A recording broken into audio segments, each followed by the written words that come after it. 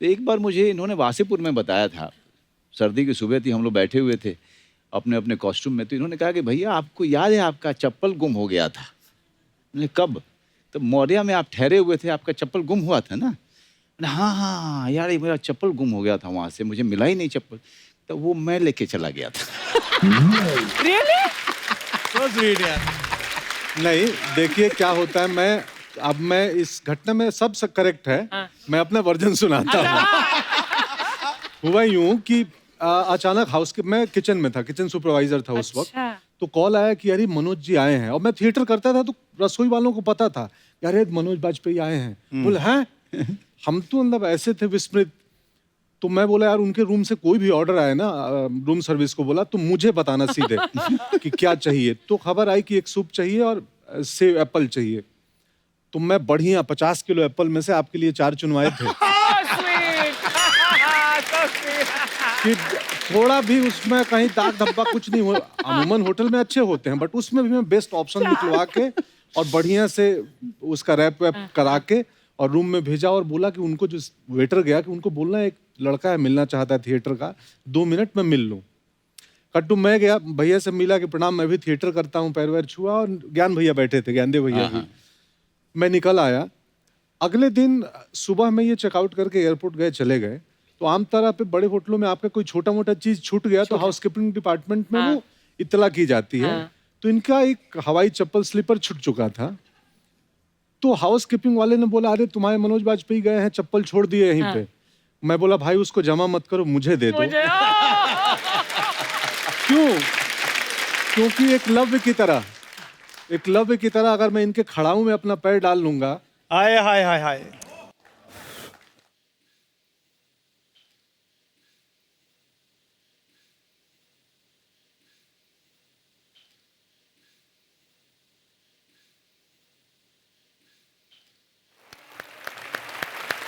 Whoa!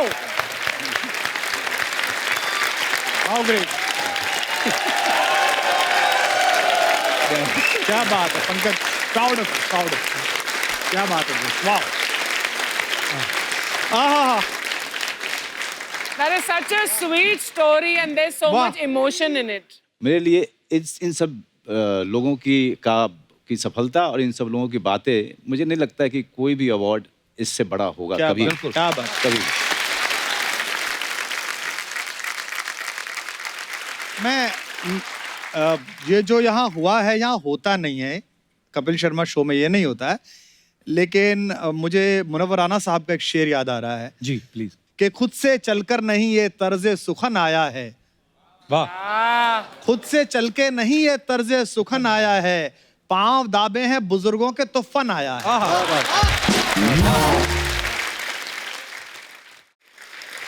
तो Manoj sir, जैसे पंकज भाई ने बताया कि आप उनके लिए इंस्पिरेशन है, आप किन से इंस्पायर थे जब आप पहली बार? बचपन में तो सिवाय श्री अमिताभ बच्चन जी के तो हमें कुछ दिखता ही नहीं। अरे वाह, क्या बात है जी।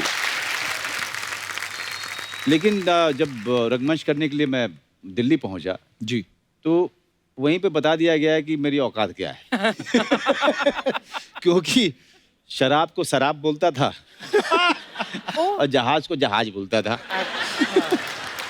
तब लोगों ने कहा कि अरे यार नसीरुद्दीन शाह की फिल्में नहीं देखी है तुमने? हम कहाँ से देखते, बेतिया शहर में नसीर साहब की फिल्में नहीं लगती थी। उन लोगों की जो फिल्में धीरे धीरे फेस्टिवल्स वगैरह में जाके देखनी शुरू की, अभिनय की बारीकियाँ। तो मैं आपको बताऊं कि मेरे लिए ना ओमपुरी साहब, नसीर साहब, मेरे लिए ऐसा था कि ये लोग मिल जाएंगे तो मेरा जीवन जो है बन जाएगा, है ना।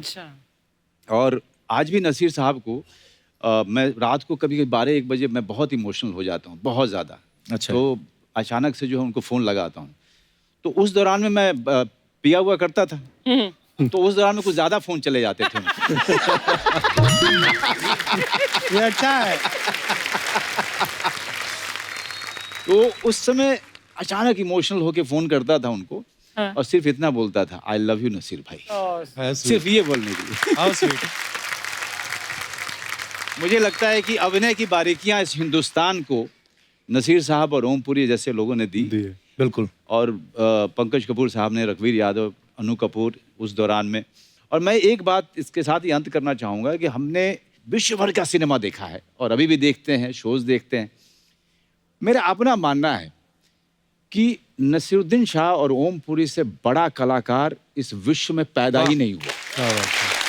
बिल्कुल। क्योंकि हम लोग रॉबर्ट डेनिरो, पचिनो की बात करते हैं, बहुत अच्छे कलाकार हैं लोग, उनको भी देख के हमने सीखा है। लेकिन नसीरुद्दीन शाह और ओमपुरी साहब का देखिए, अपनी जवानी में ऐसी ऐसी फिल्में बिना वाकई। पैसे की है उन लोगों ने, और 30-30 दिन में, 20-20 दिन में, 25 दिन में, गरीबी और भूखमरी में जो ग्रेट काम किया है उन्होंने, कोई रॉबर्ट डेनिरो करके दिखा दे, कोई पचिनो करके दिखा। वाह वाह। जैसे मनोज सर ने कहा ना कि हम लोग हिंदी भाषा में पढ़े लिखे हैं, इंग्लिश हमारे लिए हवाई था एक्चुअली, स्किल माना जाता है। और जैसे आपने कहा कि इंग्लिश फिल्मों का जिक्र, जब मैं भी नया नया बॉम्बे आता तो 4 लड़कियां इधर उधर इंग्लिश में बातें करें, अच्छा तब बड़ा फील होता था कि हम क्या बात करें, क्योंकि हमने तो वही 2 देखी हैं, जुरासिक पार्क और टाइटैनिक।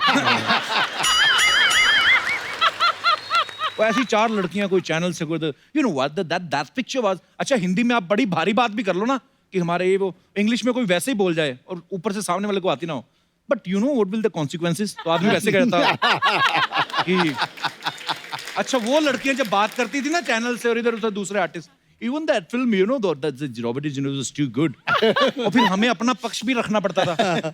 वो बात कहीं और ही चल रही, बीच में मैं बोलता था even Titanic was mind blowing. बड़ा फंस जाता है आदमी। क्या होता है ना कि मरीज जब डॉक्टर के यहाँ जाता है ना, डॉक्टर अंग्रेजी बोले ना, तो उसको लगता है बीमारी ठीक कर देगा ये। और ये तो ठीक कर ही देगा यार। और कोई बोल दे हाँ क्या हुआ है, बैठो इधर मुंह खोलो, एंड यही चीज आप इंग्लिश में बोलो, कैसे बोलेंगे sir? What happened? Sit here, open your mouth. तो लगता है यार गुरु ये ठीक कर देगा कुछ। एक ही चीज है, दोनों बोलेंगे। पढ़ा लिखा डॉक्टर है। और यहाँ पे मुंबई जैसे शहरों में आधा डॉक्टर तो पेशेंट ही होता है, वो खुद ही डॉक्टर को जाके बोल देते ना, sir last night I had problem, throat problem. अच्छा ये डॉक्टर यहीं पे कामयाब है, इनको छोटे शहर ले जाओ। अगर पेशेंट ने आगे बोला डॉक्टर साहब रात से गुड़ू गुड़ू हो रहा है, अब आप बताओ माइका लाली की कौन सी एमबीबीएस बुक में लिखा है गुड़ू गुड़ू का मतलब क्या होता है? तो ये अपने जैसी लोग ही समझते हैं। जहाँ हिंदी चलती वहाँ हिंदी ही चलेगी। हमारी दीदी है एक, हाँ। तो उनको दर्द होता है ना, तो ए डॉक्टर साहब क्या हुआ? बोले पैरवा गन गन कर रहा है। अब वो डॉक्टर कलकत्ते में गन गन कर रहा है, तो उसको लगे गन गन क्या कर रहा है, दर्द को गन गन बोलती है, बहुत गन गन कर रहा है पैर। अब समझ लो। हमारे इलाके में, मेरठ के पास में, आप बड़े से बड़े कार्डियोलॉजिस्ट के पास ले जाइए। चौधरी साहब लोग, पैसा बहुत आ गया, काफी पैसा है, अब वो ताऊ जी के हार्ट में कुछ प्रॉब्लम है, अब वो लेके गए। अब डॉक्टर पद्मश्री है, पद्म भूषण है, अब वो कह रहा है हाँ अंकल कैसे, क्या होता है बताइए। अब चौधरी साहब ने बताया, भाई कालजे में धुम्मा सा उठे है।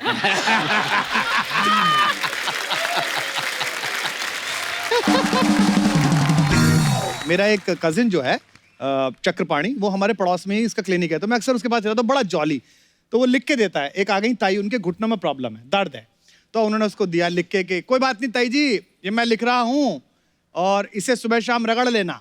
उन्होंने पर्ची उठाई और फिर बोली, भाई यो जिधर से लिख रही है उधर से रगड़नी है।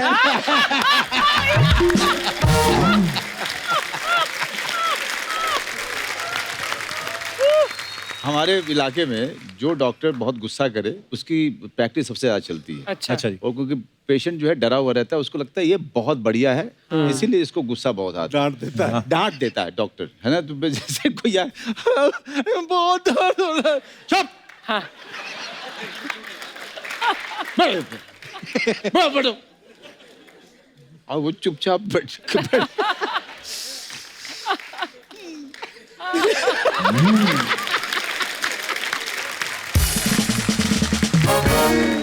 एक डॉक्टर थे, वो कलाकार भी थे, अच्छा। बहुत बड़े डॉक्टर थे, सच में मूर्धन्य अद्भुत डॉक्टर थे।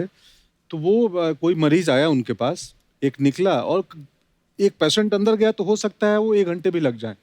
अंदर क्या हो रहा है बाहर कंपाउंडर को कुछ पता नहीं है। हाँ। बोला रुक जाओ, वो निकलेगा तभी जाना है, ऐसे में झांक नहीं सकता। तो वो ना आके बैठ गया, हाँ क्या हुआ है, तो बताना शुरू किया। सितार बजाते थे वो सितार लेके और बैठो।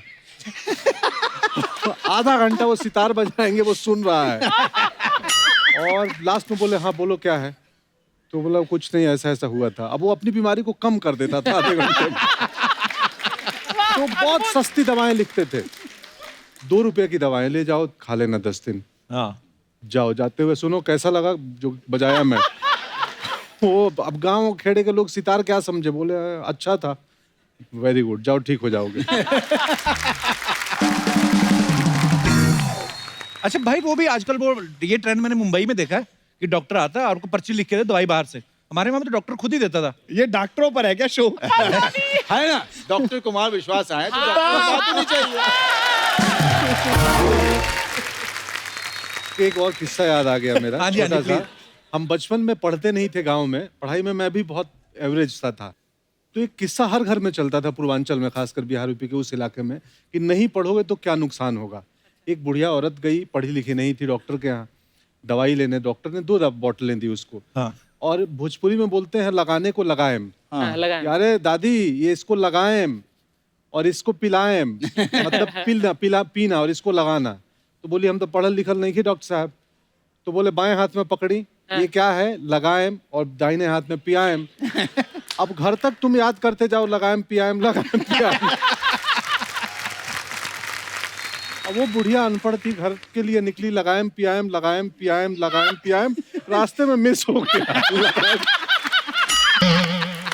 ये लगाएम ये पियाएम, तो जो लगाना था उसको पी गई और जो पीना था उसको लगा दी। तो इसलिए पढ़ना जरूरी है कि डॉक्टर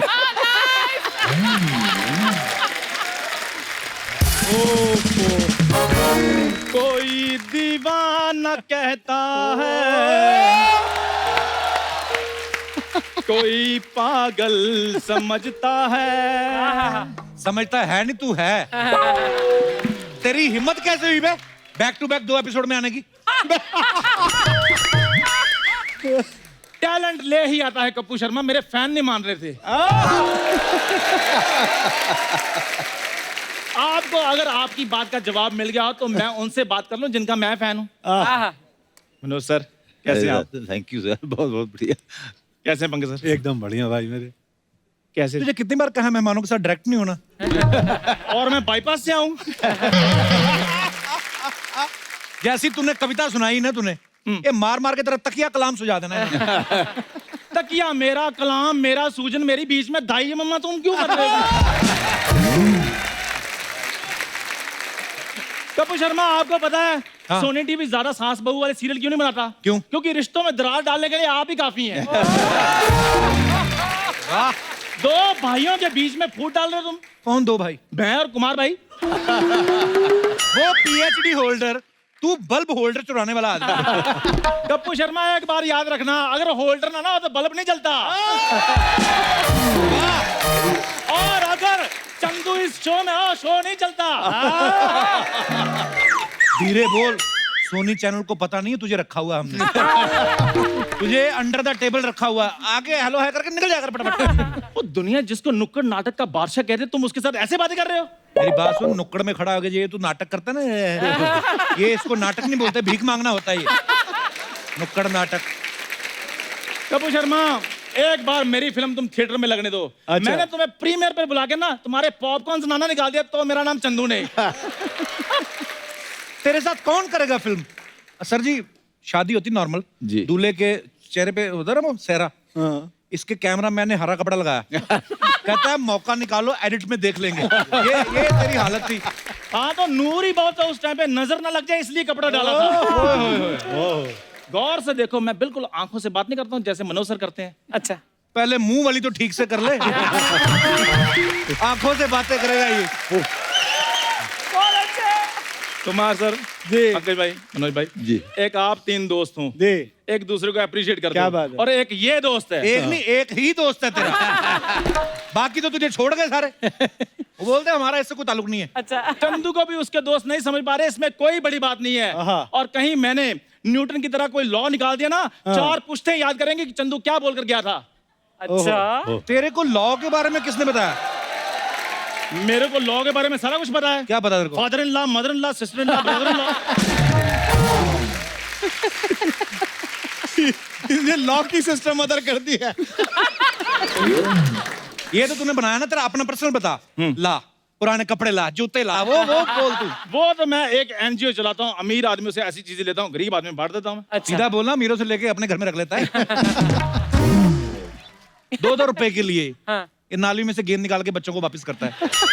क्या बताऊं मैं, शर्म आती है। गेंद नाली में गिरते तो बंदा नाली में से निकालेगा और ओवन में से निकाल कर तुम बेटा ये लो गरम गरम गेंद, कैसी बातें कर रहे हो। और वैसे भी सर मैं बच्चों की इसलिए हेल्प कर रहा हूँ क्योंकि हमें क्या पता कौन धोनी बन जाए, कौन सचिन बन जाए, कौन विराट बन जाए। अच्छा, ये इसकी एक चीज अच्छी है, खुद नहीं बनना कुछ। जो बने कोई और ही बने। वाह। इस बात का जवाब तुम्हें मेरा वकील ही देगा। अच्छा। कोर्ट में मिलेंगे। कोर्ट में मिलेंगे। आज तक पूरे पजामे में कभी मिला नहीं तू। ये हम 7 दोस्त थे, 7। अच्छा, इसने कभी अंडरवेयर नहीं खरीदा। तो जब 6 नहीं पहनते तो मैंने पहन के बाहुबली बन जाना था उधर। प्लीज मुझे गेस्ट से बात करने दो। पंकज सर, स्पोर्ट्स पे आपने वेब सीरीज की है ना, वो मैं बड़ा फैन हूँ। स्पोर्ट्स पे कौन सी वेब सीरीज की है? Secret games. पंकज भाई, रिक्वेस्ट है आपसे, वो गुरुजी बन के ना इसका थोड़ा ज्ञान चक्षु खोल दो आज। ये मतलब कुछ भी बोल रहा है। कपूर शर्मा, ज्ञान चक्षु तो तुम्हारे खुलेंगे क्योंकि मेरे फैंस मेरे को वेब सीरीज में देखना चाहते हैं। अच्छा। ये तो चलो फैमिली शो है ना, इधर कुछ कह नहीं सकता। वेब सीरीज तू कर, क्योंकि इधर गालियां वाली लाउड है, तुझे भर भर के मिलेंगी देखना। मेरे को ना सिखाओ, आप इनसे सीखो। देखो 8-8 एपिसोड करके एक सीरीज बना लेते हैं। तुम्हारे 75 एपिसोड हो गए हैं, एक भी सीरीज नहीं बनी। भाई एक बार सरदार खान बन के इसका थोड़ा सा मर्डर कर दो, दुआएं लगेंगी आपको। थोड़ा सा मर्डर। दुश्मनों को ये खल रहा है कि तूफानों में चंदू का दिया क्यों जल रहा है। वाह चंदू, वाह। बताओ, है ना मेरी डिलीवरी इन सर जैसी? हाँ। अगर कोई ऐसा बोल जाए तो मैं अपना नाम बदल लूंगा। नाम तो तू वैसे भी बदल ही ले। बहुत बढ़िया रिस्पेक्टेड नाम है नहीं तेरा? चंदू चाय वाला। चाय वाले 2 ही फेमस है हमारे देश में। बहुत बढ़िया। मनोज सर एक्चुअली ये सीख रहा है, मैं चाहता हूँ इसको कोई डायलॉग बोल के बताओ आप। मनोज सर, इसका भ्रम टूटे और ये सुसाइड करे। हजरात हजरात हजरात, बड़े अफसोस के साथ ये सूचित किया जाता है कि कल रात वासेपुर की एक लड़की को अगवा कर लिया गया है। अगर वो लड़की 24 घंटे के अंदर अपने घर नहीं पहुंची तो पूरे इलाके में इतना बम मारेंगे कि इलाका धुआं धुआं हो जाएगा।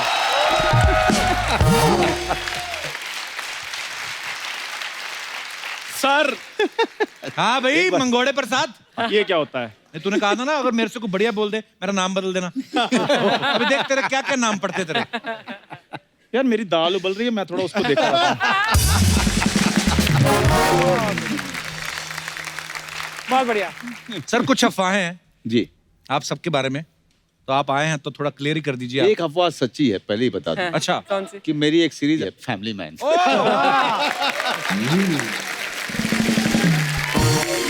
बहुत ही कमाल का सीरीज है और मैं चाहूंगा कि सब लोग देखिएगा, उसमें आपको बहुत ही करारा जवाब मिलेगा। बहुत अच्छे, वाह क्या बात। तो सर ये कुछ अफवाहें हैं। कुमार साहब आपसे शुरुआत करते हैं। आपके बारे में ये अफवाह है कि जब नए नए आपने शुरुआत की थी, जब तक ज्यादा लोग आपको पहचानते नहीं थे, आप ट्रक वालों से लिफ्ट लेके ट्रेवल किया करते थे। ये सही बात है सर? ये सच है। अच्छा जी। और हालत ये होती थी कि छोटी कवि गोष्ठी होती थी 100 रुपए की, 200 रुपए की। तो रात में बसेस बंद हो जाती थी हमारे इलाके में, तो ट्रक वाले से लिफ्ट लेके आते थे। तो वो भी दिन थे, करना फकीरी तो क्या दिलगिरी, सदा मगन मन रहना जी, कोई दिन हाथी ना कोई दिन घोड़ा, कोई दिन पैदल चलना। वाह वाह वाह। आनंद के साथ। मनोज सर आपके बारे में अफवाह है कि जो स्टूडेंट के लिए बस पास मिलता है, हाँ हाँ, आप वो पास लेने के चक्कर में आपने दिल्ली के कॉलेज में एमए में एडमिशन ले लिया।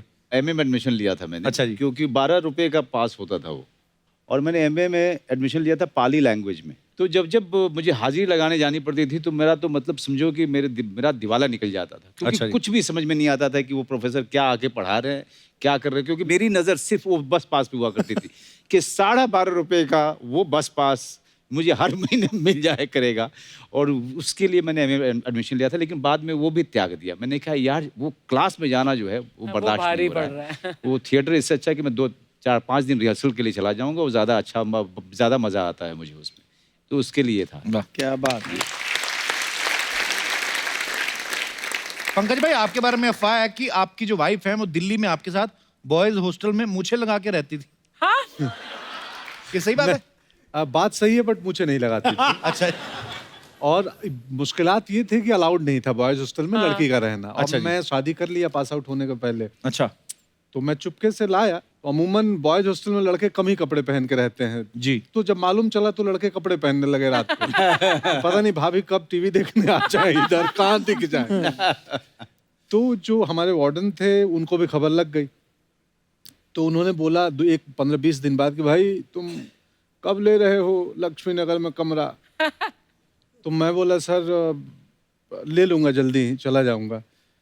ऐसा हो गया था ना, थोड़े दिन बाद मुझे लगा, मैं उनको बोलने वाला था कि अब तो मैं गाय लाने का सोच रहा था कि गाय दूध पूरा दे घर दे और यहाँ बसाने पे का। चाय बना दे, सुबह सुबह पिया करें। तो भेज रहे हैं लक्ष्मी नगर, तो ये सही है। वाह। क्या बात है। अच्छा आपके बारे में अफवाह है कुमार भाई जी। कि आपने पॉलिटिक्स इसलिए छोड़ी क्योंकि धरने पे बैठ बैठ के आपका धरना सूझ गया था।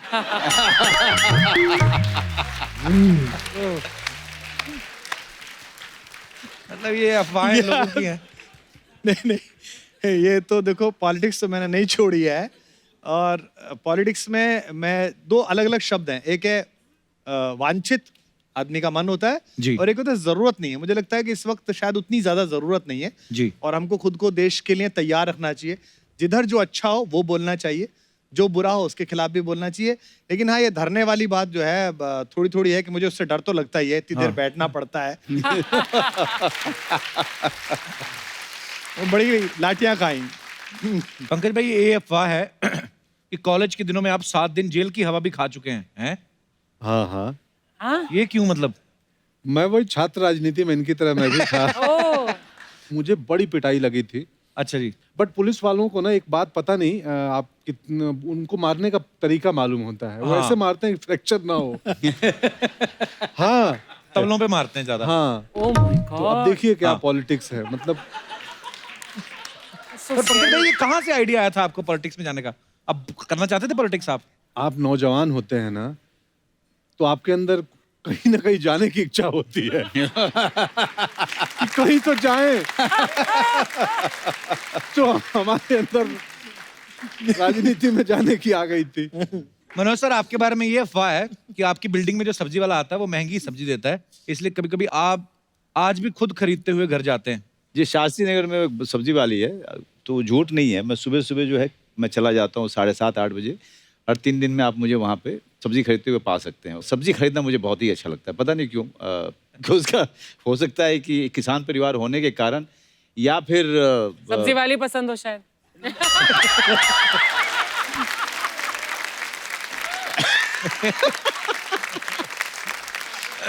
मुझे नया बहुत मारेगी।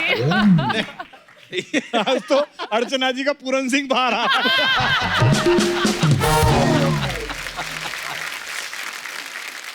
नहीं, सब्जी खरीदने का आनंद जो है ना, हाँ। वो सिर्फ सब्जी खरीदने में ही आती है। ऐसा आनंद है। मैं भी जाता हूँ, मुझे भी मजा आता है। अच्छा। हाँ, परवल Same, उसी सब्जी वाले के पास। नहीं।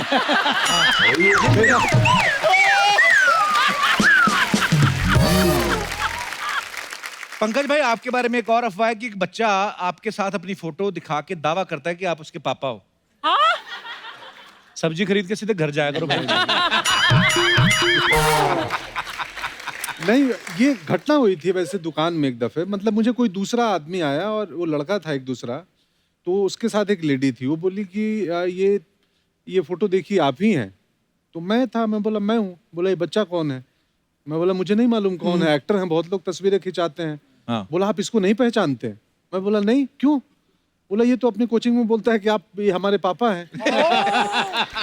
मैं सदमे में आ गया, ये सीरियस मामला हो सकता था कि अरे यार। Really? अब मुझे लगा यार वो बच्चे की क्या मनस्थिति है, क्यों ऐसा बोलता होगा। हाँ। तो ये घटना सच में हुई थी, पटना के एक दुकान में हुई थी, और मैं शौक था कि अरे ऐसा फोटो कैसे। खिंचवा के भूल गए थे या?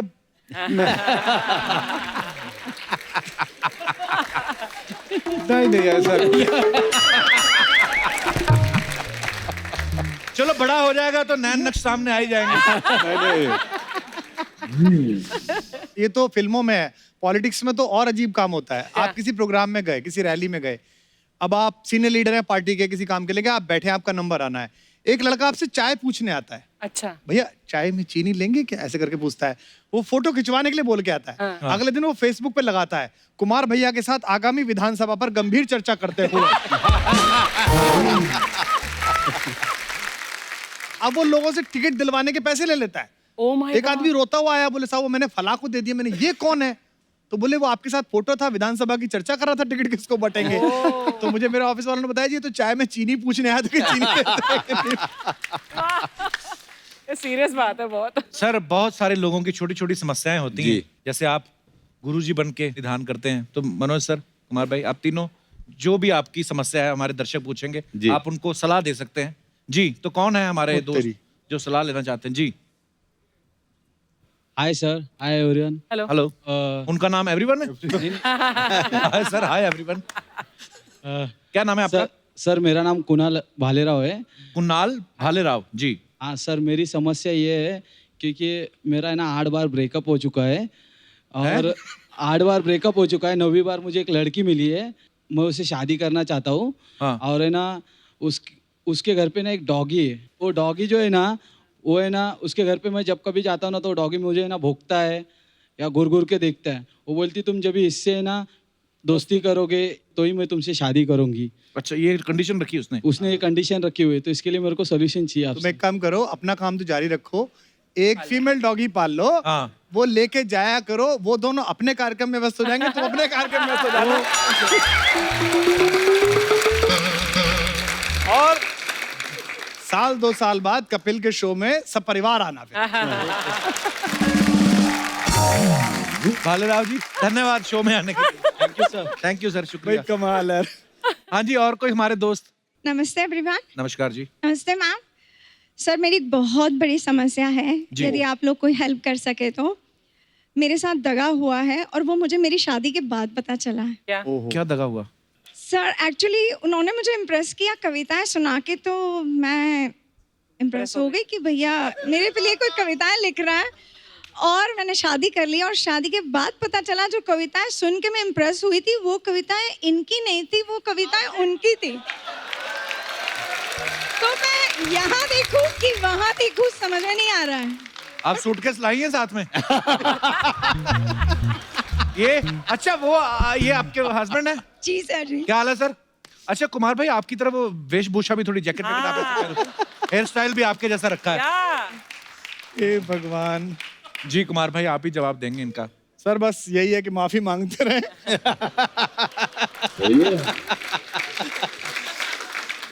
जैसा भी मिल गया है निभाइएगा, मेरी पूरी सहानुभूति आपके साथ है। और आप कभी भी ऐसा मत कोशिश करिए कि ये सुनाएं, आप लाइव सेवाओं के लिए भी आमंत्रित कर सकती हैं। मैं आपसे बहुत बहुत धन्यवाद।